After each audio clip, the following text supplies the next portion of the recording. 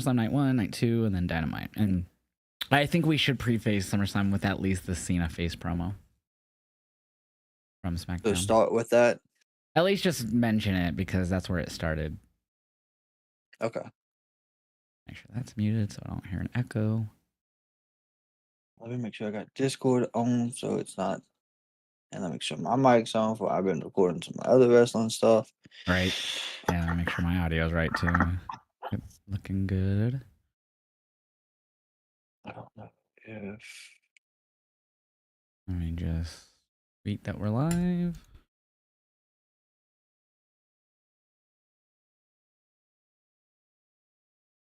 Yeah, that's what I was about to do as well. Because I know last time it had that little fluke. No, it's there too.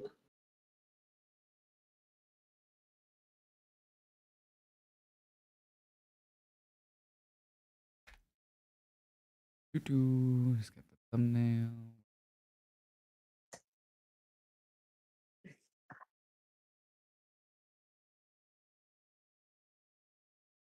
Boom. Forward, and then I'm ready. Yeah, I'm ready when you are. I know the SummerSlam, it was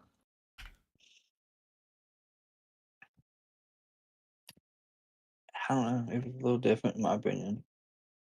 I'm excited to hear your opinion on it, honestly. I mean, we messaged about the obvious, but yeah, I think we'll start actually with that. Shouldn't we start with that? That's probably like the biggest thing.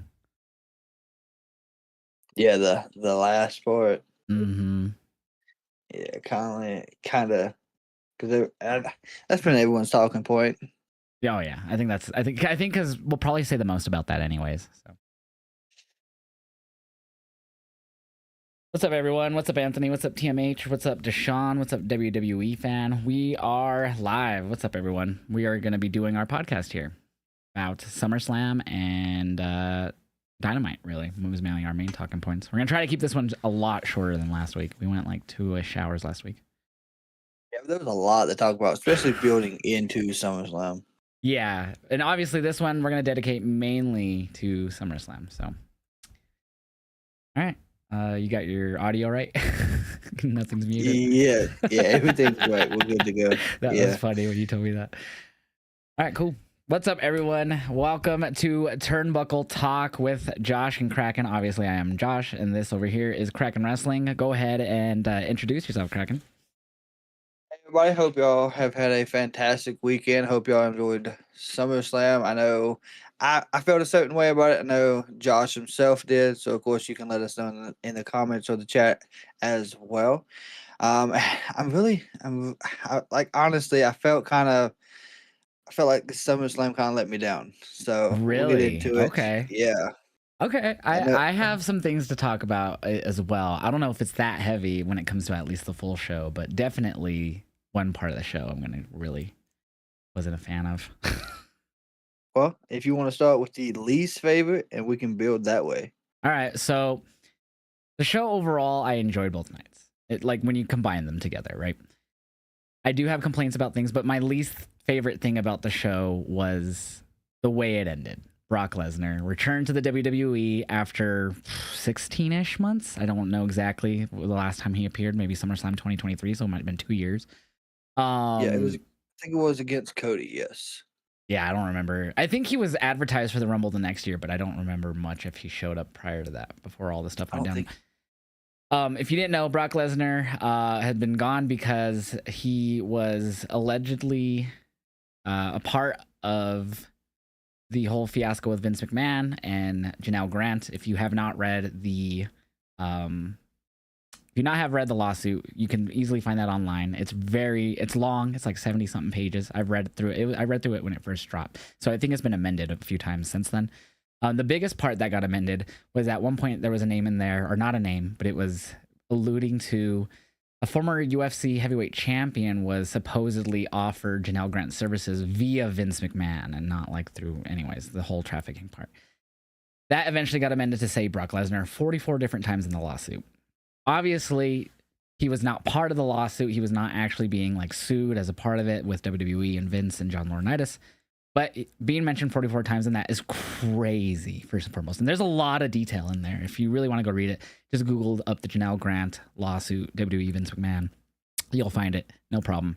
But overall, that was why he was gone for those 16-ish, 2 years, whatever it was, 16 months, 2 years. And I was surprised because I had been getting a lot of questions all over social media the days leading up that, Josh, do you think he'll return? Do you think he'll return? And I was pretty blunt to everyone. I was like, no, he has been named in the lawsuit, yada, yada, yada. I don't see it happening. Lo and behold, it happened. At the end of the day, obviously, people are going to separate the character from the human behind the character, which is fine. And I try to do my best for that too. But it's just, I don't know, man. Like, it's just, again, he's alleged. Nothing's been confirmed that he did anything, crazy. Obviously, if you do also look up Brock Lesnar, there's stuff in his past that also is pretty crazy that he's alleged of doing. But, like, I don't know. To be gone that long, to be removed from WWE video game because of all this, and then just, like, here he is. And then they blamed John Cena initially, Triple H, for bringing him back, which then John Cena's like, nah. He didn't really say no, but he basically explained how it happened from his point of view, which was not what Triple H said. And then Nick Khan came out and was like, oh, yeah, a few weeks ago we reached out to him, yada, yada, yada. Or Triple H, one of the two said that one. It just doesn't... At the end of the day, it's alleged. I can't say he did these things. No one knows besides the people involved. And of course, it's going through discovery, this whole lawsuit. It just didn't feel like that now was the time to do that while this is still in discovery. At least wait until it's over or something. But at the end of the day, he's going to be WWE. I should have known when they were showing the Donald Trump stuff all weekend. And obviously, Triple H is like part of the sports, whatever the heck governing thing that he has going on with Trump or whatever it is. I don't remember. There's other athletes involved, but I don't know. At the end of the day, it just felt like they should have waited. But again, this is all alleged, so I can't say he did all this stuff anyway. So yeah. So how I felt about it was, I guess it's completely opposite because I didn't know about everything that was going on. Yeah, there's a lot. So I mean, I know there's a documentary on Netflix about all the stuff, and I didn't even watch that. I think it only goes over lost. I think it only goes over it very barely at the end because it was like they just basically ran through Vince McMahon's career, and then it's at the very end they kind of talk about the lawsuit. So, like, for me, my shock, I was honestly shocked. I was surprised that he was back. I knew he took time off. We had seen him posting in public with people, fans. He'd got the cooking stuff he does. And I was like, wow, he's back. But why did we have, I guess, John Cena drop the title to just have Brock come back? And, of course, I know there's opposite sides to that. Like you said, Triple H was like, oh, yeah, we did it for Cena because Cena was wanting him to be part of his final run. And then Cena's like, no, we didn't. So there's a lot to, I guess, digest. I did read that WWE had him legally cleared 4 weeks prior. So that's just through their legal department. It's not like he was legally cleared from the suit or anything. And he's not being sued or nothing. He's just named in the suit as a possible participant or recipient of services that Vince... I don't know the exact wording I should be using here, but it's all alleged at the end of the day as at this moment. So, but yeah, it's... yeah, go continue. I forgot where I was going with that. Sorry. Yeah, you're fine. It's just a lot to, I guess, to look at as a wrestling fan who grew up watching Brock Lesnar come in the early 2000s and be as dominant as he was, and then you hear about all this stuff. But either way, I'm a wrestling fan. Yeah. So I like the side of it that, hey, cool, him and Cena had a huge history inside the ring in the early 2000s, 2005, and even I think in 15 when he showed back up. So it's going to be interesting on that side of it. But then, of course, you got to think about the outside factors of what happens if such and such happens and he does get pulled into it. Does that drop everything that's currently going? So it is kind of odd that right now they did bring him back. But I'm honestly kind of curious about what they're doing Friday with it. Oh, I am too. Like like we post reactions, me and you, we post them to our social medias and other there's like YouTube accounts who I guess you could say aggregate them. They'll share them in like compilations. I've seen yours and mine on Geekbox here on YouTube. Oh, Uh, Geekbox, yes. and he actually commented on our last podcast saying that it was cool to see us doing this together and stuff, which was awesome. So shout out Geekbox, go check them out on YouTube just because they compile everyone's reactions basically into one video. Yeah, so we post our reactions online, and mine was with my fiance Sarah, and she popped. I was shocked. You could visibly see the shock in my face. I like do the whole like Home Alone stuff. I couldn't mark myself personally. I'm not saying it was going to be bad if I did. She marked. She went nutty, and holy cow, did people hate that I didn't mark. Yeah. Holy cow. And it's funny because I don't know if you've gotten this, but people have told me, oh, you fake your reactions to be on Raw or whatever, you know what I mean? And it's like, no, like I don't. First and foremost, I don't. I've done this before WWE even acknowledged us reactors. You know, I haven't been doing this forever, just about 5 years now. But like they weren't doing it in 2020 when I first started doing that. They weren't acknowledging it, really, any content creators for the most part. So it's funny that people say that, and then like I don't pop for something that I just didn't feel like popping for, that everyone else did for the most part, and like people just shat all over me, dude. Oh, every name in the book you could think of. That's all I'll say. Just every name you could think of when it comes to my looks, to just whatever, dude, whatever it may be. It's so crazy how that upset people. I want to say more than what possibly happened with Brock, but it's just crazy. Like, and then I saw people who did pop, other content creators, who also got hate, which was crazy. Like Jake TV, I actually had a conversation with him about this in his stream, and he was like, he was just BS and playing like I think college football or something, and I think he was just talking about how one of his reactions got featured like on the SmackDown or something, or like whatever they showed him on like the intro of SummerSlam, and he was like, dude, I'm getting so much hate for popping. I was like, really? I goes, I'm getting so much hate for not popping. I was like, that's crazy. So no one's winning right now. Like, I don't know if you got anything like that with this whole thing. No, I haven't for this. Of course, it has happened like once or twice in the past, and I'm just like, if I see something that I'm excited about, I'm gonna act absolutely wild because that's just the kid in me enjoying professional wrestling. That's how I was when I watched when I was young. If something is horrible, I'm not gonna have a reaction for it. Yeah. Am I still going to post it so you see that there are two sides to this as the reactor side and someone who enjoys watching wrestling? Absolutely. And I'm going to get called out for either over popping or not popping at all. We're just marks, man. Yeah. But yeah, I mean, it's interesting to see what's going to happen Friday, like you were saying. I am intrigued just because it's like, what are they going to tell the story of why he's back during Cena's run? Is it going to just be, oh, I saw that you're retiring and I had to get me some type of thing from Brock? Or like, what is going to be the story? I am genuinely curious. So as a wrestling fan, my curiosity is there. And we'll find out Friday. So it's going to be interesting. So the household here has got like an idea of what it is, and the idea running right now is that since John Cena could not withstand being a heel, they have sent in the Beast to slay John Cena. Talking about Rock and Travis and them. See, and I was doing I guess I made a meme, if you will, during SummerSlam night too, because I was being asked about Brock the whole night more than anything.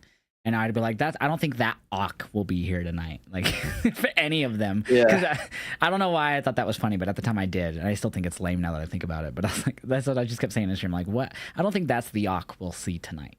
If any. Yeah. But no, I was legit didn't think it was going to happen. And it's crazy that so many people, to me at least, it was crazy that so many people were finger on the pulse on it. Because, like, I didn't see any reporters even stating that like he was there or someone had seen him. So the fact that many people were like that whole Saturday, Sunday, I was asked it, I'd say at least 20-ish times, which is crazy to me. I think that's a lot of people, maybe more. Yeah, I think Fightful even mentioned that no one knew. Yeah. Not even a lot of the people backstage who do normally know about things. Yeah, I It think was he kind of dropped. kept secret, Go like ahead, sorry. Cena's tone. Yeah, I think they dropped an article, Sean Ross Sapp and Fightful Select at one point saying like what, like it just basically detailed like he was like where he flew into, and like he drove to the arena from so and so because he didn't fly directly into New Jersey or whatever it was.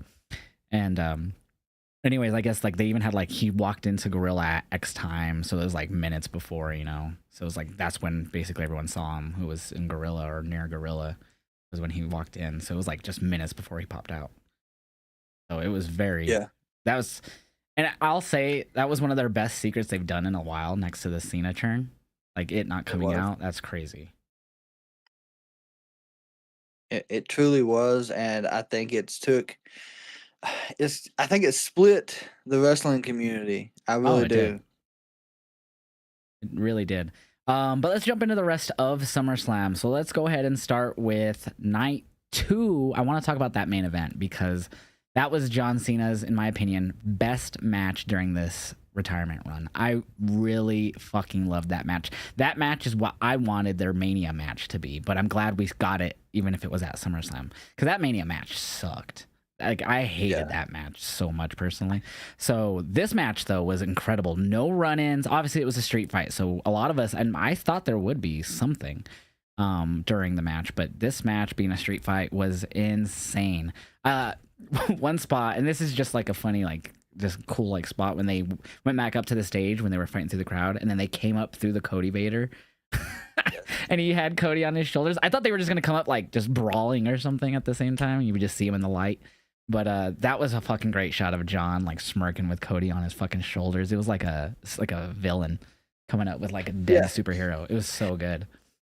It kind of made you feel like, did he turn back heel? Did something happen we didn't see? And then he had the crowd reaction with him, throwing him, giving him the AA. So it it felt all cinematic throughout that whole part. It really did. The match in general was just insane. Obviously, a street fight's going to be chaotic, so they used weapons, tables, all the stuff that you'd expect really in a street fight in WWE, and it just was really, really good. Cody Rhodes saluting Cena before he ended the match. Obviously, both men were like super mode, so they were kicking out of everything, kicking out of the super AA off the ropes and the triple Cody cutter or crossroads. I mean, the top rope Cody cutter. Like everything got kicked out. Like they kicked out of everything. Yep. So I kind of expected that because I was like, Cody last year at WrestleMania 40, when he kicked out of everything, like a spike spear combo, like a million spears. He kicked out of fucking everything. So I expected that for both of them. But it was just paced so well. Like I don't know the exact time of the match, but it didn't feel long. Like once we finished, I was like, that was incredible. Like that, it was probably like near 30 minutes if I had to guess, but it didn't feel that Yeah. long. I honestly think it was 25. I think it was a lot shorter than what it felt, but I think like it the match movement and everything that happened and the way it was, I guess, choreographed. And I hate to say that word, but I mean, we know of course we know a lot now with Unreal, but Yeah. like everything felt so smooth. And Mm-hmm. I know we're talking about night 2, but this is what a match feels like if there's in-ring chemistry.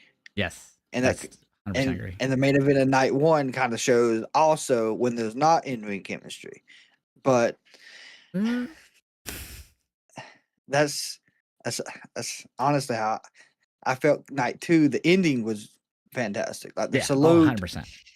I was really hoping that John might have kicked out when he saluted because I did not want the title reign to end. But I guess I can understand that bigger things are set up for John Cena on his way out. Mm-hmm. And with him doing this movie, I'm guessing it's going to eat up a lot of his time that he has left in this year. So he is advertised, John, right now for SmackDown tomorrow. Yes. And I think he got announced for I think one of the or a few of the ones before Paris. I could be wrong. But going back to real quick on the time of the match, I just looked it up, 37 minutes 45 seconds. It was a lot longer than I thought. Wow. It did not feel like 37. I guess Exactly, because right? Exactly. That was because we just that's what I felt. anticipating I know I was anticipating, like, every time both men went down after a big move, I was like, all right, here comes somebody. Something's gonna happen. Like Hmm. you could feel, I guess, the way it was building, there was someone going to show up. Of course, it happened after the fact. Yeah, which it felt like it because they took forever on Cena too, like with him in the ring after Cody left. So I was like, they're definitely doing something, but I didn't expect what we got. But you know, like you said, there was great chemistry. They killed it. Arguably the best match of night too, I'd say. Mhm. But there was a lot that went down night two. You brought up something interesting to me, and we kind of talked about it already in Discord, like after the event. But you said night one, you felt like the chemistry wasn't there for the main event. Let's go. Let's talk about Punk versus Gunther then. Let's go into that one. Yeah, honestly, like, I know Punk. He has he. I guess he's very long winded when it comes to wrestling matches. We've seen that with his past. He can go bell to bell. He may look gassed, but he's not really gassed. Hmm. But I feel like the way everything just, the motion of the match, it felt off to me. It Interesting. was until they went to the outside.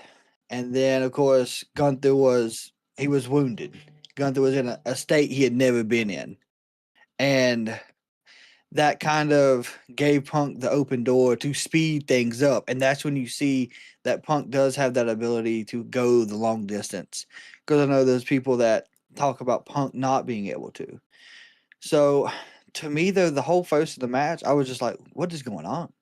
Like, it's extremely drug out. Even though I think the match might have been, I think that one did go over 30, but it felt like it lasted 30 minutes within the first 15, 20.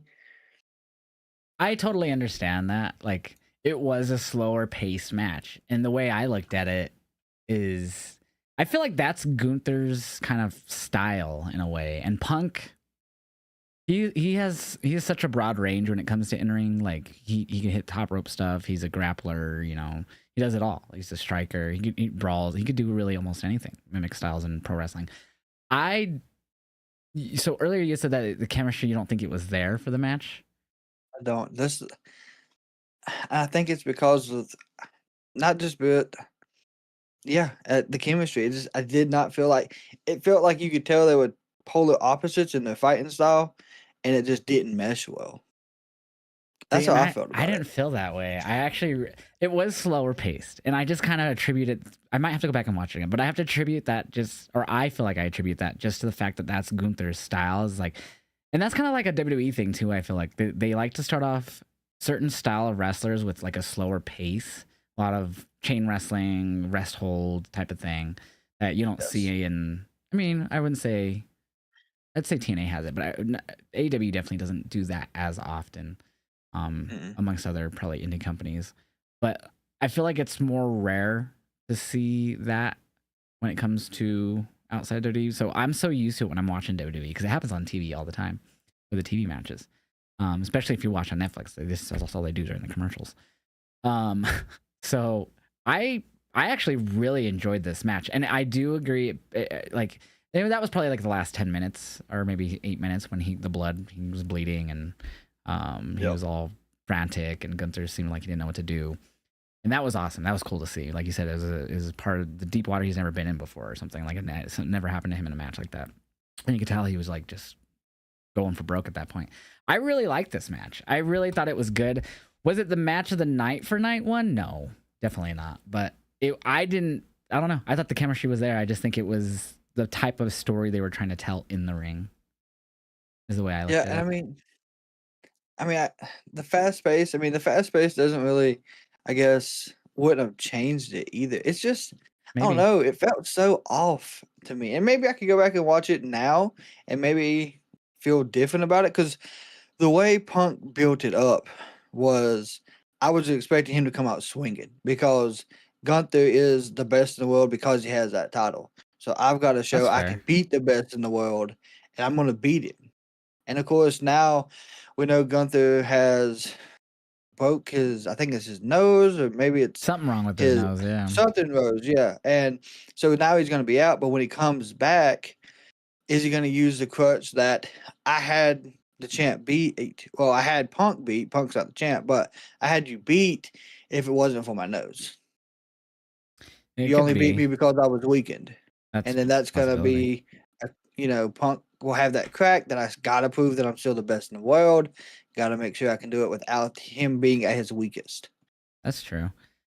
I mean, yeah, I could definitely see that. But I don't even know how long he's gonna be out for. I think they just said indefinitely on Raw or whatever when they announced it. Obviously kayfabe, but like he's really dealing with it, so we'll have to guess just wait and see. But the cool thing about this was after the match, we finally realized that Seth Rollins was lying about his knee.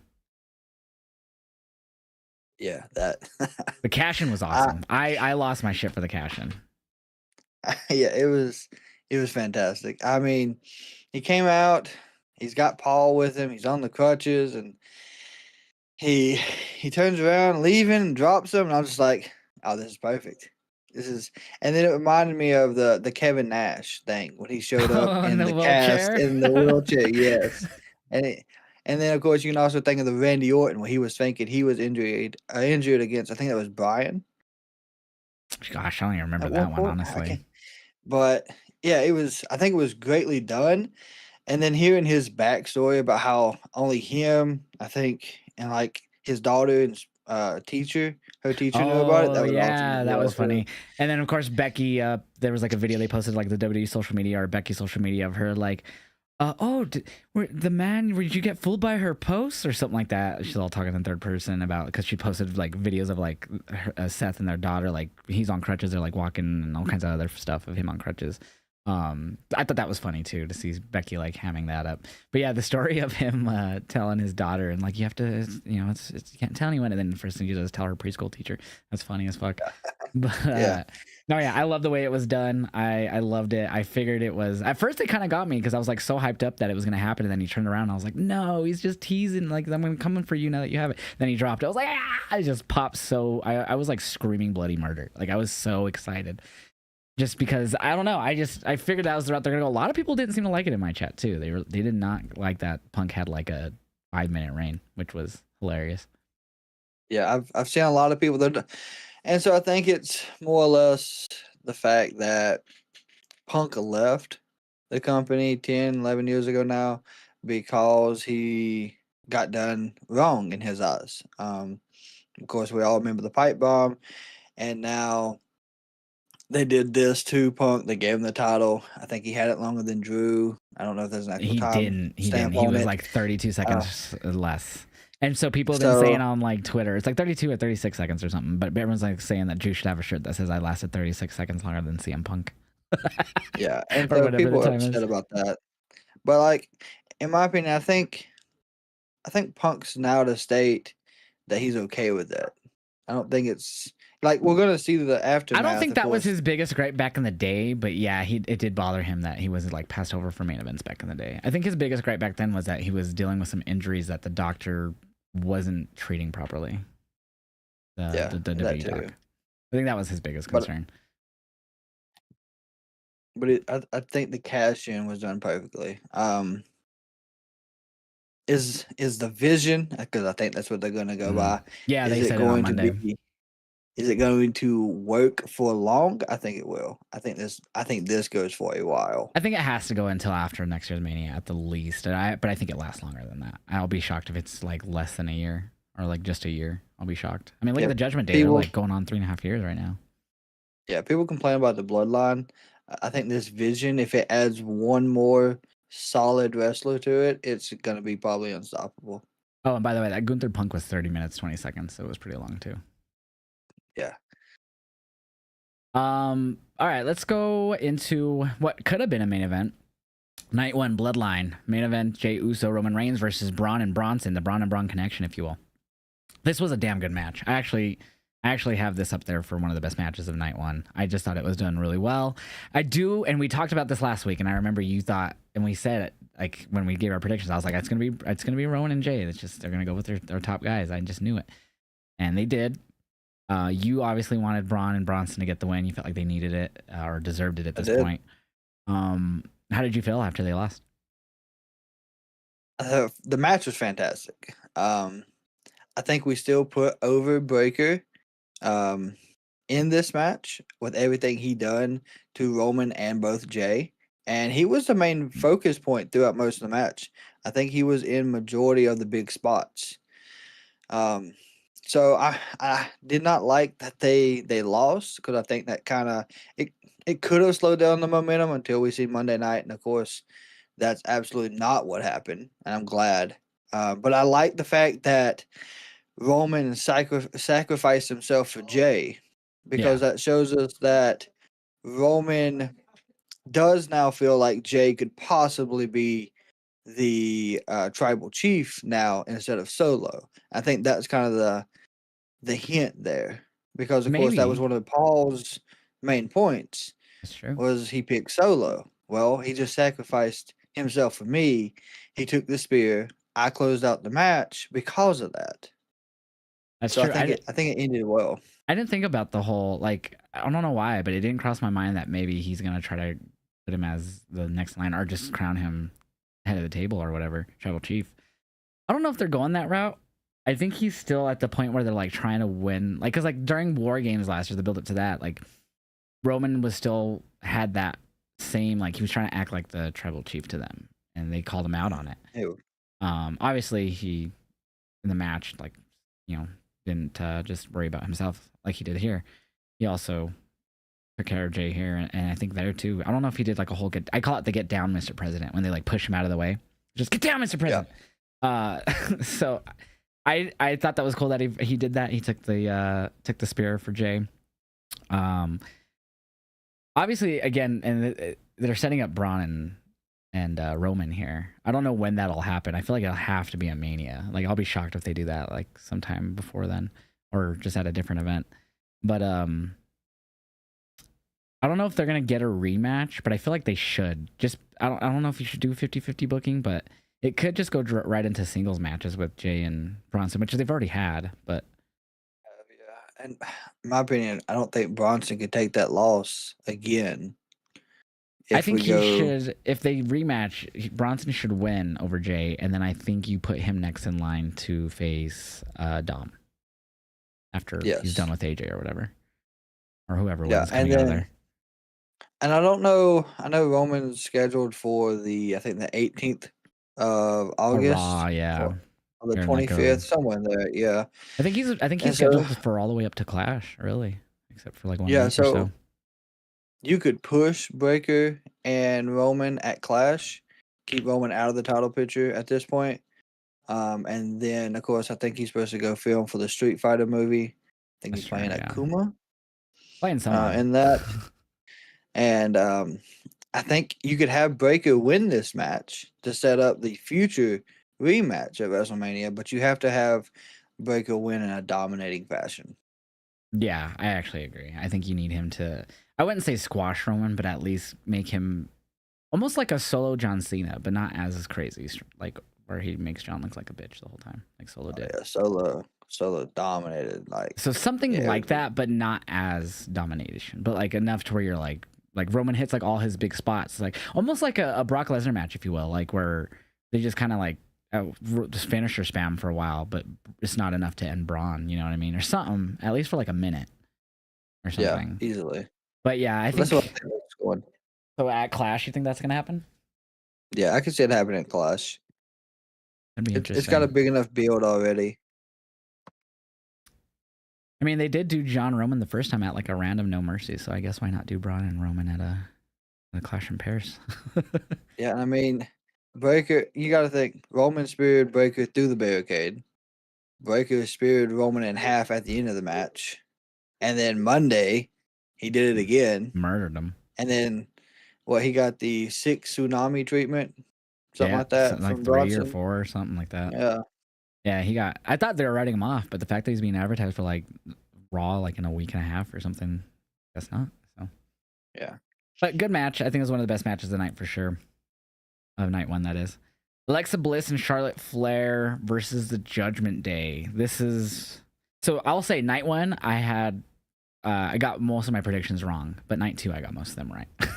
And this was one of the ones I got wrong here. Alexa and Charlotte won the tag titles in a pretty solid match. It wasn't like a standout match, but it didn't suck. So I always put that like in the 3-star range when it's like a match like that. Like it's like not super memorable, but it wasn't like where you watch it and you're like, what the fuck are they doing? It was just a solid match, told a pretty good story of what they've been doing, and it led to Charlotte and Alexa getting the win. Do you have any thoughts on this match? Um, yeah, I was surprised that they actually gave them the titles. I know they've been building it up that they were going to become friends at the end of this, or they were going to become absolute enemies. And the the punch that you see happen from Alexa to Charlotte that set it up, and I think the aspect of her acknowledging, looking at her as she's going to hit the Sister Abigail DDT, it Mm-hmm. kind of, it gave us the hey, they're actually going to win it. But my biggest thing, other than them winning this, was Raquel and Roxanne. They actually surprised me in this match. It was a fantastic match from all four of them in this match. Yeah, like I mean, what surprised you from Raquel and Roxanne though? I guess because they haven't had that much time working together, Mm-hmm. and they seem outside, of course, except for what we see backstage. They actually their tag team, I guess, move styles together. It worked really well. Yeah, I forgot who they faced like a week or two prior, but I've always felt like they had some pretty decent chemistry. They just never had like a standout match. I think this in my opinion would be that match. Yeah, it wasn't bad. I gave it a 3-star rating. I used that Dropkick app and I went and rated it. I gave it 3 stars. It wasn't like super memorable, besides the fact that Alexa and Charlotte won, in my opinion. But it wasn't a bad match either. And honestly, on Raquel's side, like I said last week, she's improved so much since she's came back. Oh And I yeah, think in this, being able to, not carry Roxanne because Roxanne is talented by herself, but being able to bring Roxanne in and there not be any mistakes that we see on screen, or the chemistry not acting or seeing as if it's brand new, has been great. And that's the yeah, leadership of Raquel. definitely. Yeah, she's definitely took Kevin Nash's words to heart for sure, and it's showing in the ring. Yes. So let's get to my least two favorite matches. We'll obviously start with Karrion Kross, Sami Zayn, which immediately followed that match. What a nothing burger of a match. This match had nothing memorable to it. And I wouldn't even say like they botched around it. It was just so lackluster. Didn't have any big spots. I didn't feel like any point like Cross was gonna pull the win or nothing. It just felt like a their match to be there. It felt like a random, not even like a Raw main event to me. It felt like a random Raw middle of the show match that meant nothing. Yeah. We had seen the ending to this match two separate times. Did It was we? either going to be the pipe to the midsection of Oh, Sammy that's right. for That's him to right. win. Always going to see Karrion screaming at Sammy to say he was right. And we about got both of them. But I think the biggest aspect of it was that we actually got to see Sammy, you know, tell Scarlett, "No, I'm not doing it." I was You hoping he know, did he that, honestly. I That was was like I the was one on. part of the match. I was like, please, like I was like invested. I was like, please use it. It would have been, I guess, a complete curveball from what we was expecting, everybody as a viewer, because we keep saying that Sammy is the ultimate face. For some reason, he will never turn heel. It's been, I think, since he had the Intercontinental on SmackDown, Like 2021 when or he, something. yeah, when he dropped the "We Can Even Talk About AEW" segment with Oh Corey yeah, Graves. yeah. I think the last time I So really remember him was when he was like a manager for Shinsuke or some shit. That was like the last time I remember him being like heel, really. yeah, so I just, I I guess know, against Johnny Knoxville. Sorry, I was just trying to remember. no, but like it didn't do nothing for Carrion, unfortunately, I except don't feel got like him it on a pay-per-view, didn't do anything for a Sammy, I premium think. live event. It didn't build up Sammy, in my opinion. Now, of course, we don't know the long-term aspect of it. The other side Mm-mm. of this, I don't know if you've seen it today, but supposedly Carrion got a new contract. So the thing I think that came out said they at least like offered him a deal, like gave him an Yeah. offer. But then he was doing an interview today, and Cross says I guess whoever was doing the interview asked him about the contract stuff, and he goes, "Don't believe what you read on the internet." And he goes, specifically today, which was literally about the whole what you just said. So he could just be him in character, trying to get us off the scent that he's resigned or is about to. But I don't even know anymore. That whole story, like, and I love Cross. I said it last week. If he leaves the company, I'm gonna try to be one of the first people to get a shirt or whatever. I just don't like. I don't know. I don't want to point it on him. I feel like the story is okay. Like he utilizes his TV time really well. When he's on TV, Cross, like I sit there and I listen or whatever, and he captivates me. But like his matches they're not memorable to me. Like nothing about it's like, man, I can't wait to see his next match. You know what I mean? Yeah, and for me, I'd rather watch a GCW match of Karrion Kross and a WWE promo backstage. See, now I'm gonna have to go out of my way to see that because I didn't even know he's wrestling. I mean, obviously he got released in like 2022, and then came back like the next year. But I'm gonna have to look out for that because I feel like he probably wrestles completely different, like Natty does on the Indies. Then Yeah, I think he went by Killer Cross, so that was something like his name was added onto it. But yes. Oh, are you talking Bloodsport? Well, that too, but Bloodsport and then his indie wrestling too. Oh, okay. Because I was gonna say I know he's done Bloodsport while he's with WWE, if I'm not mistaken. I think he did it during WrestleMania this year. But Yes, yeah, I don't but know, even man. that version Maybe was it's just the completely style different. they want him to work, and it just doesn't fit him. It could be one of those Sin Cara scenarios where like they want him to wrestle a certain like way and not do exactly what made him good. I don't know. I'm just spitballing. But Yeah, and then like we know, Sin Cara now is doing fantastic.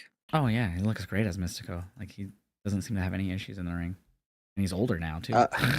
Yeah, and for me, so talking about this one, unfortunately, as much as a Karrion fan I am, I wasn't there for this match, I guess. Same. So but a run time of 8 minutes and 11 seconds. Well, it felt shorter. Yeah. And So yeah, bummer. I feel like that was the worst match of the weekend for WWE. unfortunately, it could have been extremely done well, but it did not.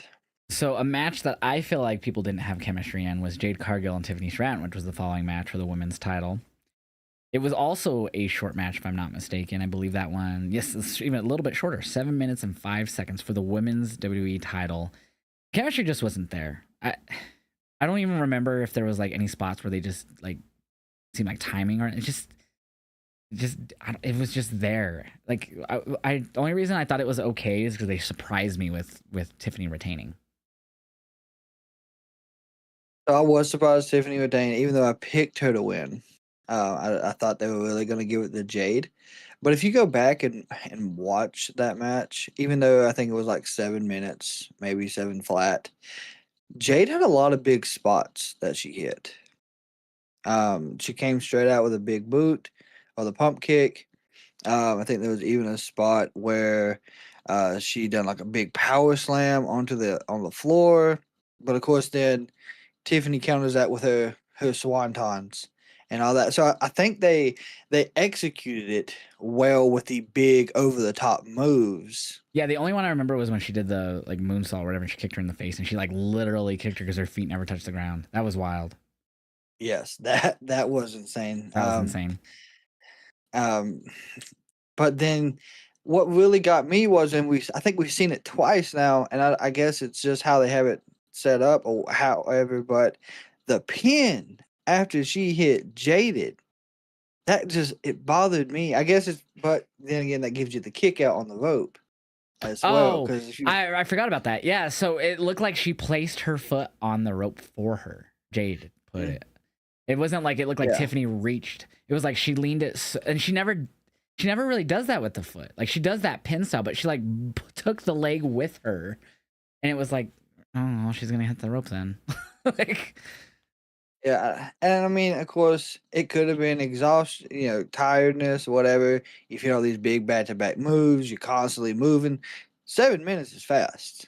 Oh, it I is. mean, doing constant flips, kicking out, running the ropes. 7 minutes is 7 minutes. It's quick. You got to get everything in faster.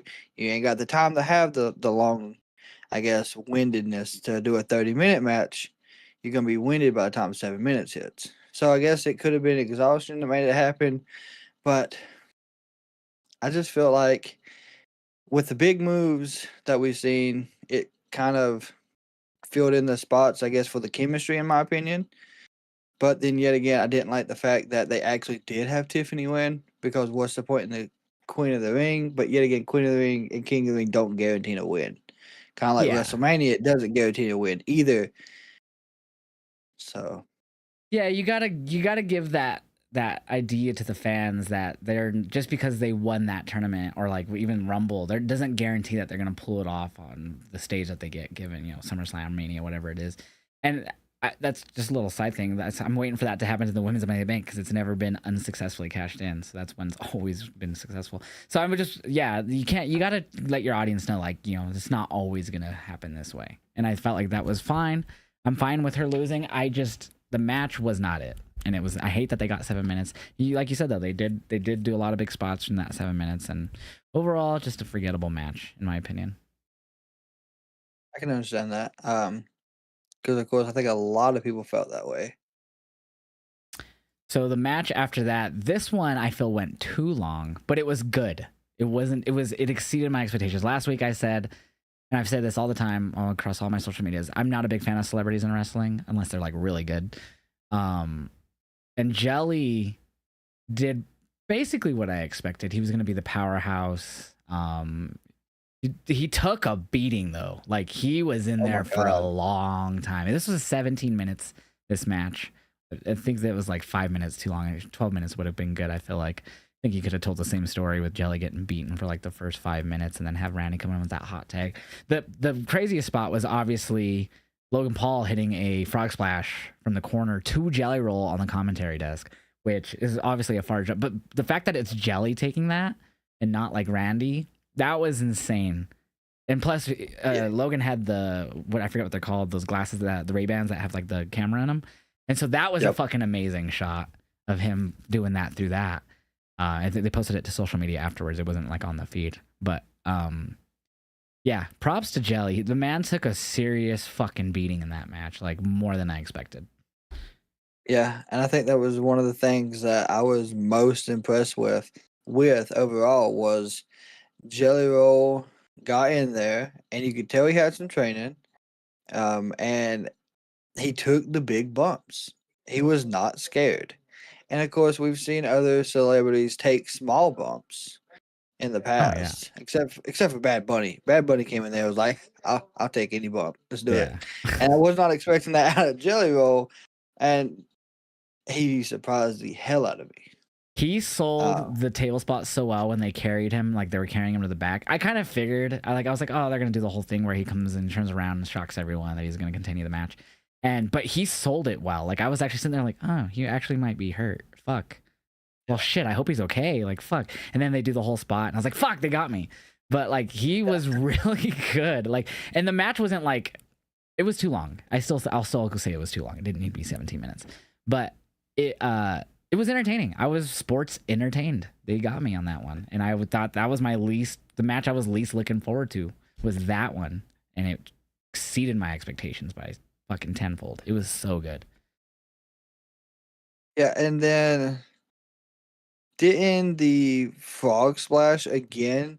Isn't that what got Jelly Roll? Logan hit the frog splash. And yeah, so he got him back in the ring. So once Jelly got tagged back in because he did the spot, he came up on the apron, and Randy tagged him in another hot tag, and he came in and ate the pin. Came in and he hit some things. Obviously, he came in on the hot tag and hit some spots and stuff like that. Nothing too crazy. But then, of course, Logan got in and took advantage and hit that frog splash. And that frog splash was pretty sick. He does the whole like split-legged like frog splash. It's fucking insane. But yeah, no. So he ate a second frog splash in the ring, and that got Logan and Drew the win. Yeah. I mean, like I said, hats off to to Jelly Roll. I'm really excited now, and I know it sounds crazy, but I want to see where he improves at. Same. Like, And they said that he's the dirt sheets were saying like they're like already in talks to like bring him back sooner rather than later. yeah, most definitely. I would like to see Jelly Roll in there, and not up against someone like Logan. I mean, he could go against Logan again, but put him in there against a heavyweight. I want to see him do a heavyweight style match. Let him get shot Like by him Gunther. and oh sweet God, he would take it too. He would, dude. He'll take But like 10 of them probably. yeah, but I'm really looking forward to seeing where it goes now with Jelly Roll because I feel like he's gonna be there more. Yeah, definitely. So that's everything from night one. How would you have rated night one overall? Just night one itself. Out of 5, Sure. Yeah. mm, Or whatever 10, whatever you like. yeah, I mean either way, I'd give it a 3.5. There were some Yeah. spots that I think could have done better that would have bumped it, but either way, 3.5 on a 12 card is not bad for night one. I think if there would have been different title changes, I think I could have gave it a little higher just off of a viewer aspect. The matches were great. They were all aspects except for the Sammy match, but So we did get 2 3.5. title changes out of 3, technically 4 title matches because we had the world title defended twice. Technically, I guess that's 3 title changes Yeah. actually. So there was quite a bit. There was only one title that didn't change hands, and that was the women's title. Every other title changed hands on night one. But overall, I agree. 3.5. I feel like the middle definitely was the slower part of the show, except the first. I'll say basically the first 2 matches and the last 2 matches out of the 6. So just the 2 middle matches were the 2 I didn't care for. Obviously, I already said that, but yeah, definitely 3.5 is good. That's what I would give it to. So night 2, we opened with the women's world title, arguably candidate for match of the weekend. I feel Naomi, Rhea, and Io. It was, I would say, close to the one with Bianca from Mania. I think it outdoes that one. Wow. A lot of people say that triple threat from this year's Mania is one of the best women's matches in Mania history. So that's crazy. It is in Mania history, I will say that, but I think this match, the storytelling with Io and Rhea still has yet to beat Io. That still lives. Naomi still is our champion, and she technically people say she will say she stole it because she won the pin off of someone else's finisher. However you want to look at that, And I called but I that. feel Did I not call that? yeah. But this match, I mean, it was it was a hell of a match. Oh, This is fucking up great. there, in my opinion, for one of the female wrestler matches of the year. Yeah, this was really good. The pacing was really good. Let's see, how long was this one? This one was 16 minutes. So in a 16-minute match, it felt like a 30-minute match. Like, just so much went down during this match. They hit so many fucking big moves. Fucking Rhea hit a Tenru bomb or power bomb on Io, which was nutty. But yeah, this whole match was great. I loved that. I forgot how many times Rhea hit the Riptide, because I did a simulation on 2K, and she hit Naomi in my 2K simulation with the Riptide like 4 times, which is hilarious. For some reason, she just kept going after Naomi. But I think she kind of almost did that in real life. She just kept hitting the Riptide on them. I feel like just kept, or at least going for it. It was either she was kept going for it. Gosh, I can't believe I don't even remember now, because I talked about it on Sunday. I was like, I really liked how. I think it was either they kept teasing it and she finally got it, or she just kept going for it. And then I think she got it a few times, and then she hit didn't she hit one from the top rope or like the middle rope or something?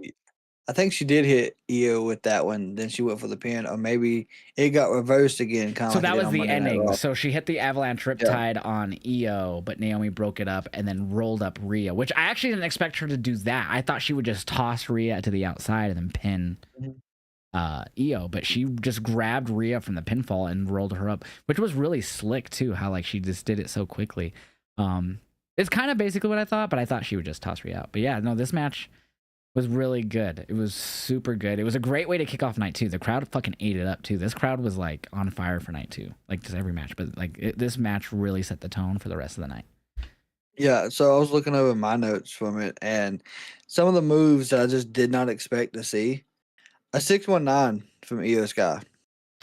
Doesn't she hit that every now and again, or is that I haven't seen her Kyrie? do it. No, Stephanie Vaquer hits a version of it. Yeah, that's right. Maybe I'm thinking of Stephanie. So I mean, everyone was everyone was pulling out every move to win this match. And that was something else, in my opinion, that was great to see, that they have all these moves that we don't see every day. That they never hardly use. And now we're seeing it here, and it's in the opening of SummerSlam. Yeah, so with Naomi getting the win here, they did set up Io and Naomi for this coming Monday for the world title. So that's going to be interesting because they had a whole backstage segment with Rhea. She said, "You still never beat me," is what Io told her. Does Rhea get involved on Monday, next Monday? I think so, because I think we're finally building them to. Because they've been what seems like friends in every match, even if they're against each other, which is great. But I think now we got to get to the point to where Rhea has to beat Io. She has to overcome that.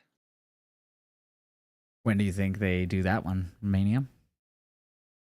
I think you could build it that long, but will it be for a title at that point? Or could that just be a middle match just going to steal the show? I can see them putting it on Rumble. But then again, you probably Easily want on. both of those women in Rumble, though, the match itself. Yeah. I really think Rhea will be in a title picture at Mania. I think a lot of people want to see her and Stephanie. I don't think Stephanie beats Naomi. If Io doesn't beat Naomi, that is. No, and then we also got the draft coming up too, so we got to think about that. I think it's Have slated they for announced it? September. It did get announced that it was going to be after SummerSlam, but there's no exact date. Wait, by WWE, though? Yes, hold on, let me pull it up. I missed that. Yeah, if the draft comes, I mean, it doesn't even matter. We have so many people switching shit. Like LA Knight's feuding with Seth on Raw. He's a SmackDown guy. Like, I feel like it doesn't even matter to do the draft, anyways. I mean, it makes sense because you have so many people and you want to, that's the best way to get adequate TV time for everyone, at least for the most part. But I just don't. I don't know. I just don't think the draft really matters nowadays. But I think they should keep it up. It just doesn't feel like it matters. Yeah, it in my opinion, it don't. But of course, it looks like that's what we're seeing again. As if there's so many people going to be called up to the main roster, we got to figure out where they're going to be. Yeah. So let's go ahead and jump into the next match, which is the TLC, Six Packs TLC. We have the Wyatts, Andrade, Ray Phoenix, Praxia, Motor City, Machine Guns, Street Profits, this and DIY. I don't know if I already said them, but this match was fucking this. It was the 25th anniversary, first and foremost, for the first ever TLC match, which was Hardy's, Edge and Christian, and Dudley's. They did have the Hardys and Dudley's ringside for this, which was dope as fuck. Yep. They got loud pops, both teams. This match was incredible. Anything that you could think of when it comes to ladders and tables and chair spots, they did them. Yes, absolutely. And they even paid tribute to like the run-ins with Candace and the Wyatt's, the whole Wyatt Six getting involved and stuff like that. That kind of reminded me of at least the second TLC is where that happened. But I felt like it just incorporated everything like from the old TLCs and made it modern. And I loved, first and foremost, Candice LeRae bump. That was fucking incredible. And she's always down for shit like that. Her indie run, she would always take. She fucking had like a handicap match against the Bucks that you guys need to go watch. If you're watching this right now, after this on YouTube, look up Candice LeRae versus the Young Bucks. It's like a handicap match, I believe. It's fucking insane. She's insane.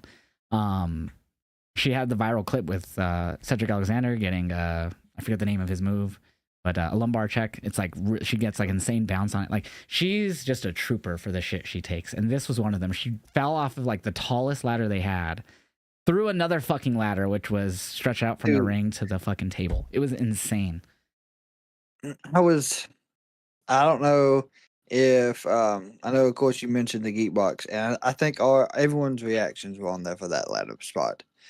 I I was sitting there watching it with my brother at the time, and he thought because of the way she landed that her legs went through the ladder. He thought that she had just broken her legs, and I had to watch it back twice, but because it happened so fast, and I was just like, "Holy shit!" Like, hats off to Candace. I didn't realize she was willing to take these kind of bumps. Yeah, she's a mad woman. And I loved how they set it up too. It wasn't like someone like took care of DIY and then tipped her over. It was, I think it was Montez like hit Champa or Johnny or something. I think it was Champa, and then Champa bumped into Johnny, who was like protecting the ladder, which then knocked Yes. her off. But that was fucking awesome. That was just so good. And then they also had DIY. After that, DIY climbs the ladder, and then they get knocked through the 4 tables. They're stacked side by side outside, which was reminded me of when I think it was Matt Hardy and Bubba Ray Dudley went through it on like the second TLC. So that's why I'm like, I loved those original TLC matches. So I love that they paid homage to a lot of the spots from it. It was just fucking incredible. And then I didn't expect the Wyatts to retain. I was surprised. I'm gonna be honest. I picked them to retain, but I was surprised. And another thing that surprised me was, of course, watching Faxium in NXT. I know what they're capable of. I know what they can do inside the ring. But in this match, they really showed out. Oh, everyone did. Everyone looked great. Andrade, Ray, Phoenix looked great. MC, everyone. I didn't think everyone looked like they had some great shit throughout this whole match. It was so good. The Spanish Fly, it kind of, I like when he set it up, I was kind of nervous that was not going to end well. Just because the Spanish Fly is what I say it looks like it's hard to do, but of course they do it every day. But to go from Turnbuckle to mat, that's tricky. But then you got to go Turnbuckle to a floor and hit the table, not hit the barricade. My God. Yeah, it's their hats off to everyone in this match, including like Candace and everyone who got involved with the Wyatts. Like they played every part really well. The only part I could point out too that I thought was funny was like in a weird way was like when they had everyone go like what you were saying, the table spot. Like he did the thing that was the last one, the Spanish Fly through the table. Everyone did a table spot. Like it was like either a frog splash or like an elbow drop or whatever. Every corner there was like one guy. That felt too choreographed to me. I didn't like that. Yeah. That I can understand. Cause I mean it did feel like they knew, of course, and it wasn't all the surprise, but yet again the big moment sold it. Oh, it was still great regardless, yeah. Yeah. What I didn't like was, of course, like you said, paid homage to everything we've seen TLC wise from the beginning till now. But even the other companies, they don't use tables that's got pre-drilled holes in. That was funny. Yeah. Like that was super. It's smart though. I get it, but it breaks immersion. But I totally get why it's there. But yeah, that was the first time I've ever seen the whole. And what made it funnier is when they stacked them. I forgot who stacked them. It might have been the Street Profits. They didn't put them in the hole. They avoided them completely. And so I don't know if that was the plan because maybe they didn't like it or they worked it out. It was like, oh, let's just not put them there or something. But that was hysterical because I was like, they had like, I don't think I said it, but in my head I was like, they have the holes, but they're not using them. They just and then Howdy an inch to the left. And yes, I was like, in my mind, I think I might have said it. I was like, the Hardys most definitely didn't have to use the holes to hold the tables in place. They were just hoping and praying that it did not fall.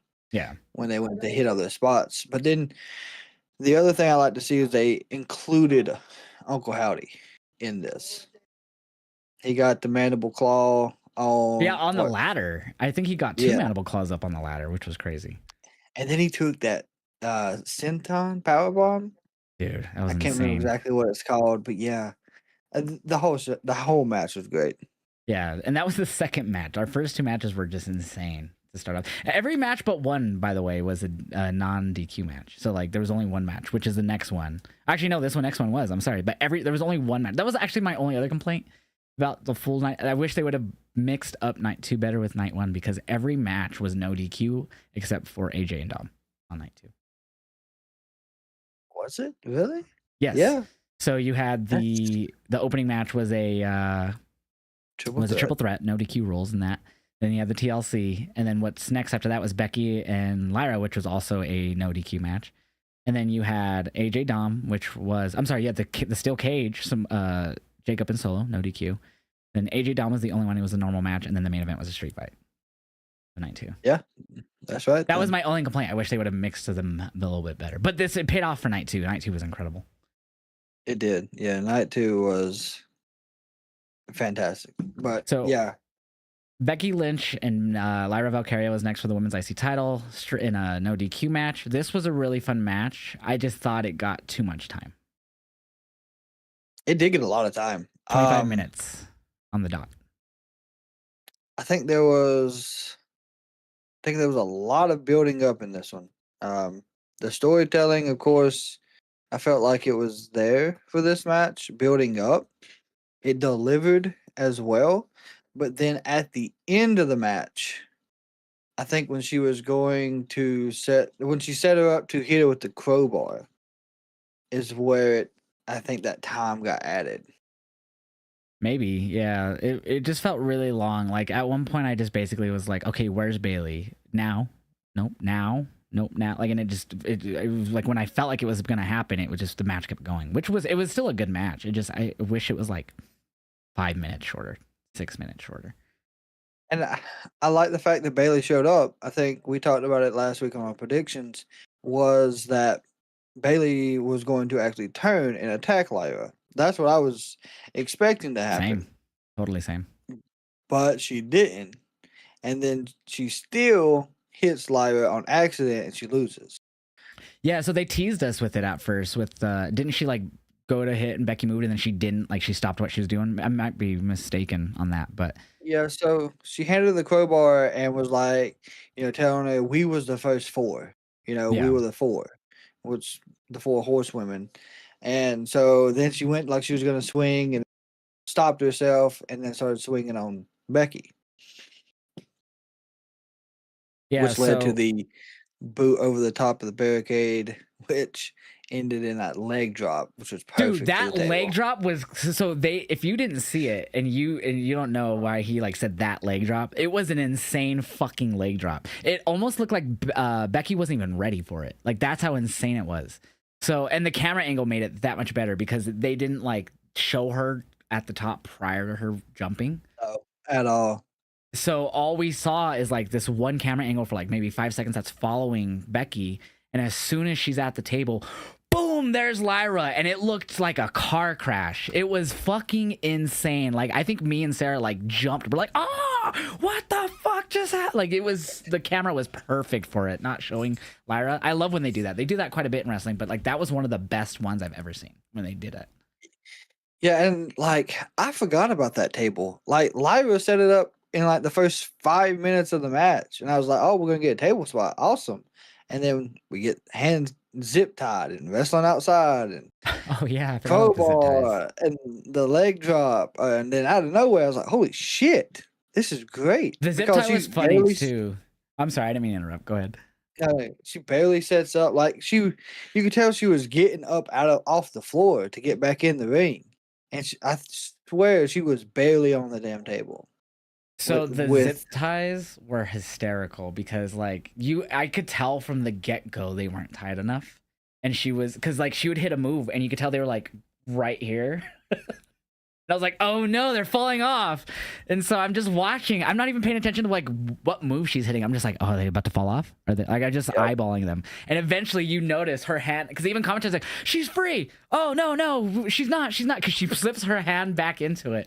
That was so funny just because I saw it coming for like 2 minutes that was going to happen, or like a minute, however long it was.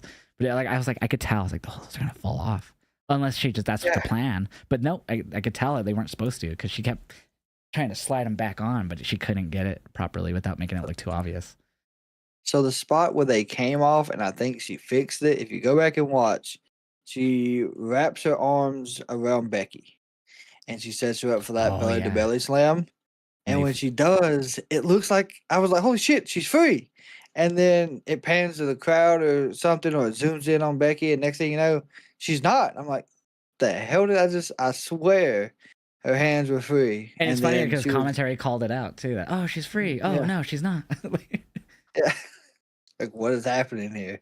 But a good match overall. Yeah, good match with Bailey accidentally hitting Lyra instead of actually fully turning. They're just slowly building this up, I'm assuming. For Bailey still? Yes. Because I think Lyra the next night on Raw was like backstage was like, I don't want to hear it. I don't want nothing to do with you. I'm done with you, and just walked away. yeah, and wouldn't that make Bailey? No, she wouldn't be.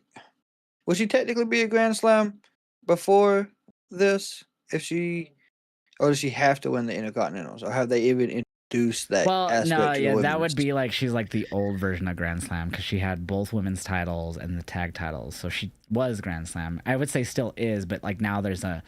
It's kind of like what Miz said, like when they like, oh, I'm a double Grand Slam champ, you know, because he got it like before they started adding other titles, and then he got it again. But She has to win both IC and US. to be modern day Mm, Grand Slam, yeah. okay. But I would say she still has her original one because those didn't exist then. Yeah, absolutely. But yeah, great match. Every match, I even before we get into the next few here, because we only have two more to talk about, because we already talked about the main event. Every match was fine. I feel like if any match was the kind of like lower part of the show, was probably this next one, the steel cage. It didn't really get a whole lot of time.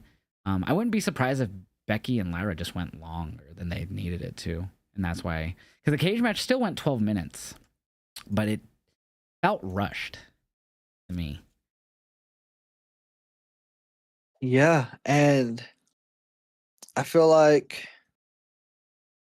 they was just missing something. Like Jacob still won the match. Not Jacob, Solo, sorry. Solo, But yeah. it felt like Jacob did. Because he still destroyed was it Loa and JC? Mm-hmm. He absolutely destroyed them. Yeah, he beat their ass. Yeah, after Jimmy locked the cage back. So I mean, I don't feel like the wrong person won because I think it would have been bad to drop the title so quick. But I feel like it was just missing something. And like the whole aspect of the match. I totally expected Tama Tonga to return during this match and align with Jacob, but as the match was happening, I actually was like, I feel like this would be more shocking if they're gonna go for shock value to have Tama side back with Solo. But then he didn't even return, so obviously he's probably not cleared, is my guess. But yeah, I agree. Like the match wasn't bad; it did its part. I feel, even though I had Jacob winning and Solo ended up retaining with the help and all that, and having Jacob beat down everyone. Yeah, just compared to the rest of the show, it just didn't feel. I guess the other three matches were just crazy good, so this one just kind of, even with it being a cage, just didn't feel as crazy, I guess. But it was still a good match. It wasn't like terrible or nothing. Uh, the moonsault off the top of the steel cage. I don't know if you've seen it, or aspects of it, but Loa took a full shin To the directly head, to the right? head. Yeah, that's what yeah. Yeah, He's and he's insane. and got up. I've seen them in there talking to him, while it was panning out, and I was just like, man, I know that hurt. Oh hell yeah! I'm surprised they didn't bust him open. Honestly, like you'd think just taking a full shin to the fucking face would just cut you if you already fucking have like a little cut or something. I don't know. But yeah, no. Overall, not a bad match, but just something that like didn't really fully captivate me in the end. Like just something that I was like, oh okay, that was cool. Next, you know what I mean? Yeah, I do. I feel like it had a bigger, but not a bigger potential, because I felt like the match was still good. I just feel like there was something they could have added to it. But either way, I think the right outcome happened. I think we're still going to be building Jacob's team versus Solo. I don't think we're going to have anyone else that's currently there, as in like Jay or Roman get involved. I think it's truly going to be a Jacob and Solo story. My fear is if this goes all the way to War Games, is it's gonna get boring before then. Because you have from now and then over 3 months, just under 4 months, because it's always the end of November. Mm-hmm. So if that's where this is going, fuck, we have a long build ahead. Because I would, if it ends up being that's what happens. I hope it's not like the Judgment Day where just like there was that one summer where they always just like got involved in everyone's shit on Raw. Mm-hmm. Oh my god, that summer felt so long because Raw ended the same way every fucking week, and I'm hoping that we don't get that with SmackDown and this shit. I'm also hoping that doesn't happen with Division. which it has been, but I think the vision's still fresh enough for us not to have that issue yet. Yeah. But overall, okay match. I don't even know what I rated it. I think I gave it like a 3, which is not bad. But compared to the rest, it was fell by the wayside.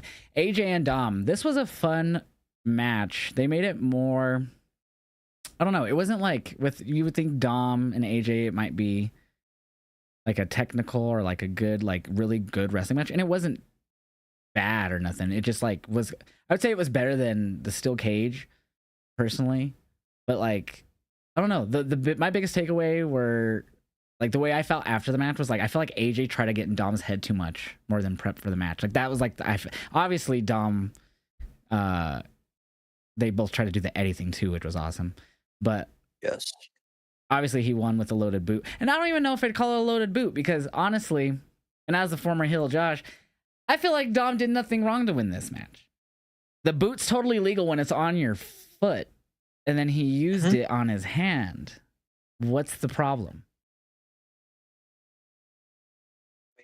Honestly, I didn't see a problem with it. I like the way it ended. But I mean, how is that cheating though? You know what I mean? I mean, you do anything you have to win. And there was the whole match was, in my opinion, paying homage and respect to Eddie and Ray's. Oh yeah, the match in a gear. sense. They had the gear, the blue gear for Dom, which was like his dad's from the 2005 SummerSlam, and then you had AJ coming out in the lowrider, which was funny because that leaked prior that day 2, like or night 2, but prior to night 2. Like I forgot, I think it was Fightful, like on their like rundown, like put like there's a rehearsing like a lowrider entrance or something, and so my mind immediately went to Dom. But then it was AJ, which so that made me like the fact that I like kind of got spoiled, but then I popped even harder when I realized I was completely wrong for Dom. Because then Dom came out and he just had the mask, and I was like, and then Sarah goes, "It's for AJ," because she loves AJ. She's like the biggest mark for AJ. Yeah. And sure enough, he had the lowrider entrance, which was fucking great. And then I watched a little bit of the post show for night 2, and Dom even commented that he had little AJ had a little version of Dom in the car with him. No, did he? Yeah, because he said it looked like him when he was, in 2005 was that match for the contract signing. Yeah. So I don't know if that was planned, but either way, everything that they did for the match, I think was great. Even the chair spot, where Dom fake like he got hit, AJ put it around his neck, lay on the ground. That was so Confused good. the ref. That was great. But yeah, the loaded boot, I think it was a fair win for Dom. Especially he's still a heel who is over as a face with the crowd. So in my notes, I have it saying loaded boot, but I don't remember him putting anything in the boot. Because wouldn't that insinuate he used something in it to make it more? Because the way I remember seeing it was just that it fell off, obviously, in the calf crusher or whatever it's called. Fell off, and that was also homage to. I want to say that was homage to Eddie Angle. I remember that happening at WrestleMania when he had him in the ankle lock and the boot came off, and then he hit him with whatever. He used it, yep. I didn't see him put anything in the boot. That's why I'm saying I don't feel he cheated because he used the boot like with his hands. It was on his foot and he was kicking him with it, and it wasn't illegal then. Why can't he put it on his head and use it? I think, yeah, that's a good point. Yeah, I don't think he put anything in it, but yet again, there was a good solid boot print on the side of AJ's head, so he put some force into that hit. Gotta be prepared, AJ. That's right. Yeah. Gotta be prepared, man. No, but it was a really fun match. I loved all the callbacks. The Eddie spot was great, like you said, with the chairs. Yeah, fun match. I gave this one a 3.5 out of everything, like out of 5. But yeah, and it's not even like it wasn't even like a bad match. Like if I had to say like any of the, and I even said this on stream, I was like that and the steel cage were like the lower parts of SummerSlam Night 2, but they didn't feel like throwaways. They had story to them that felt right, at least to me. Everything felt good, but like, and it's not knocking those matches either. It's just me like those are the matches that like where I felt like we were taking a breather before the main event.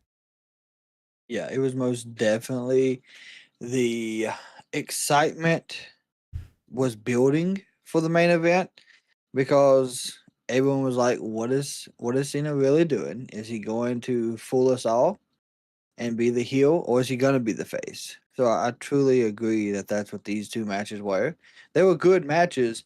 I think they just didn't get the acknowledgement they deserved off of the simple fact that people were more excited for the main event. Yeah, definitely. I mean, obviously that was it was exciting before what happened on SmackDown, but with Cena doing that full-on babyface promo on SmackDown on Friday, it was the perfect babyface promo, and I didn't buy it. I actually thought he was fooling us, trying to trick us, and then they did the whole entrance for him, which we already talked about, but I don't think I talked about. They did the entrance where it was just his white text, and then it went into the actual full babyface Cena, which was I popped. I'm not even the biggest Cena fan, and I popped for the entrance. Like I lost my shit. I was like, oh my god, he's gonna talk to Stu. Like it was really done well on SmackDown. So I honestly said, even going into night 2, I was still like, I think he's gonna come out and be a heel, and he wasn't. It was true, which makes that promo even funnier because they totally shat on Travis Scott on SmackDown. Yep. Scott and The Rock. Yeah, I'd say more so Travis. I think Rock, he just said this. The only thing he really said was like the one, I think, the Travis Scott line, because when he said like the only platinum rapper that's gonna be beating you up Sunday is me or something like that. Is what he said on SmackDown. Yep. And he had like the line about like the 2 guys who wanted me to do this or something like that. Or he like acknowledged like he basically didn't want to do it or something like that, or it wasn't him. Yeah, that was all great. Like that whole main event just perfect. That was like, if any match deserves a 5 out of 5 from everyone, it's that. I didn't even I think I put it at 4.75. It's hard for me to always give something 5. I always feel like that means like perfect. So like for me, it's so hard to give out of 5. I'm like the opposite of Dave. I just keep them away. They are reserved for special matches. And honestly, I would probably amend that and say that was 5 stars. That was so fucking good. Well, see, and what I think adds to that, you talked about the John Cena entrance. I was okay with the John Cena entrance because I knew that he was going to do the true face. When they played the Dusty entrance prior to Cody coming out, I was like, yep, he's winning, and it's going to be a fantastic match. But this right here, like I got the chills, and I the whole Rock thing where you can feel it and the emotion in it, and I think that was a bigger moment here in Dusty, because for what I understand, it wasn't AI. It was 2 different promos. So I believe one of them was the Hard Times promo, but it wasn't the more popular part of it. It was a different part of the Hard Times. And I don't know what the other promo was, but yeah, I don't know why people thought that was AI. Honestly, it was obviously real Dusty promos that they chopped up. Yeah, I think that, and then of course, if I can ever find one of those helmets that he wears, because I know it's one of the Iron Man helmets, but those look fantastic. And this one was cracked. I don't know if you noticed that it was cracked. I don't think the last one was. Yeah, the one he wore at Mania is like, it was like the Iron Man, like it opened automatically. The one he wore on Sunday didn't, like it. You could tell it was like a solid, like it had the lines, like the crack lines, like you said, but you could tell it wasn't the same mask. But I mean, it was, but it wasn't the exact same. Yeah, but I don't know if that's more foreshadowing for something that might come or not. But either way, I think there's great detail in what they do with those masks and all that. But for me, SummerSlam was a hit. I really enjoyed SummerSlam. I thought it was really almost night 2 at least, nearly perfect. Like night 2 was fucking incredible. Yeah, I can give night 2 a 4 for sure. Overall, I gave night 2 4.5 out of 5. Like it was that good for me. Like everything felt placed. The pacing of the show was good and stuff. Everything was great. Yeah, I mean, I do agree on that. It's just, I think the only thing that kind of didn't give it that 4.5 for me would have been the ending for that steel cage match. Really? Not who won, but like all the interference. Of course, we knew it was going to happen, but I just felt like it was overrushed there at the end. Yeah, I could see that. If I really think that Becky and Lyra just went too long, and I feel like that's what ate into that steel cage match. I could be wrong. I just felt like that cage match should have had more time. It just didn't feel like it got a lot of time. Like 12 minutes is not short, but it just didn't. It felt like they rushed it. Everything felt rushed. Yeah, and then of course, I feel it feels weird watching a WWE Premium Live event even now still at 6 o'clock, starting at 6 in the on a Saturday or a Sunday. I grew up when it was 8 o'clock. It didn't matter. Yeah. Um, so I just feel like they're rushing to make sure they're done by a certain time. Yeah, Both because nights. and they were in the in New Jersey area, so I think they were like didn't want to go too late for the East Coast in general. Like obviously it ended like 8ish or whatever for you guys. For me it Mhm. ended like actually I don't remember because it was 6 matches. Started at 4 for me. Was it less than 4 hours both nights? I think it was, right? I think it ended right at 9. I think night one went off at like 9:15 my time, and That'd then be on the East 7. Yeah, Coast. it was still so sun goes down like 8ish. So yeah, it was definitely still light here when SummerSlam ended. I liked it personally. Here in Colorado, it's always 2 hours. So like Raw's at 8, it's 6 here. I like that. I like the one time I was in the East Coast for WrestleMania 40, and so like obviously I was like there for SmackDown and stuff. I hated that it ended at the time at like 11. I was like, or whatever it was. I was like, or I think it was 10. I think it was still 2 hours. But I was like, fuck, this sucks. Like this is too late. Like I love that I have like time to unwind after wrestling. So I love Yeah, the earlier shows. for me, being in North Carolina, I'm used to it getting dark at like, and so once we hit the fall season, it's like 7 o'clock, completely dark. So, watching a pay per view, no matter what a company it is, being daytime, it to me it throws everything off. That's funny. I love it. So that's great. But let us know what you guys thought of SummerSlam. We were gonna review Dynamite, but I actually have to go do something. Unfortunately, I got a text from family. I need to go stop and do something real quick. So no full on Dynamite review, but I will say that Brodito Young Bucks match was fucking incredible. One of the best AEW Dynamite tag team matches ever. Yes. I was not expecting Bodie to win this I wasn't at either. all. I thought they were gonna go do FTR Bucks in the finals. Like if we're looking at the whole card overall, I mean the Forbidden Door TBS great, but that tag team match was the shock of the night. Yeah, that was the whole match, and I love Brodito's finish, where I don't even know what they call it, but like him like running at a fucking Brody who's just on his back, and he just pushes him with his legs, and he does a full front flip into like a splash. It's fucking incredible, and like the It's speed he does it at is insane. it's perfect. I mean, it matches their style because Bodie's the powerhouse, so he's able to do it and get him high enough to where Bandito can do the flip fast enough. It oddly works perfect together. It's insane. It scares me sometimes that he's gonna over rotate and like land on his face. So the fact that And see, he's hit it clean twice is like every time I'm like, oh my god! Like I wait for something bad to happen and then nothing happens. I'm like, oh, he did it. yeah, and we called that out last week, and I don't know if you noticed, but um, Bandito actually pulled Bodie by his legs back a little bit because he was too close. I remember I laughed because Brody physically, you could see him scooch up too. After that, like Yeah, he still scooched up more, which was it ended up yeah, working out perfectly. Like the fact that they did that on live TV, realizing oh I need to be a bit more up, and then they still got it. It's crazy. yeah. It does. It works out greatly for that. And so them versus FTR. Real quick, who you got? I'm gonna go with FTR. I think this is leading to FTR versus Edge and Christian. Yeah. Did you see the Buddy Matthews update today? Yeah, he had surgery. I think either again or he just got surgery again, like on his ankle. Yep. On that the ankle he hurt at Grand Slam wasn't against Okada. Yeah, and it wasn't even during the match. It was his intro. He jumped off the top rope down onto the apron and hurt his fucking ankle. Yep. So that's why they're pushing Bodito so hard. And that's why kind of I guess you got the trio of madness right now. Oh, yeah, I think that's what they're called. I forgot what they were called, but yeah, that's gonna be. I'm interested in everything going into Forbidden Door.